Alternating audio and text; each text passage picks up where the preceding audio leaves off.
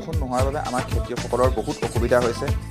পানী নথকাৰ কাৰণে কঠীয়া তুলিবলৈ বিশেষকৈ দিগদাৰ হৈছে, মাটি বোকা দিবলৈ দিগদাৰ হৈছে। এতিয়া পানী নোহোৱাৰ কাৰণে কঠীয়া তলিত আমাৰ এনেধৰণে গামলাত পানী লৈ আমি কঠীয়াখিনি তুলিবলগীয়া হৈছে। বোকা বহুত আহি গৈছে, বোকাখিনি ধুবলগীয়া হৈছে। তাৰ উপৰিও মাটি আমি বোকা দিব পৰা নাই পানীৰ অভাৱত। পানীৰ অভাৱ হোৱাৰ কাৰণে আমি বাম মাটিখিনি ৰৈ যাবলগীয়া হৈছে।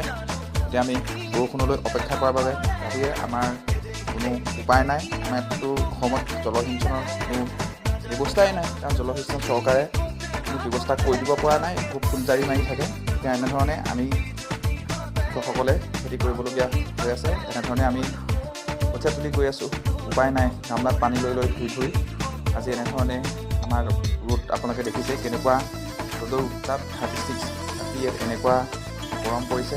তাৰ মাজতো আমি এনেধৰণে নিজৰ কামখিনি কৰি গৈ আছোঁ।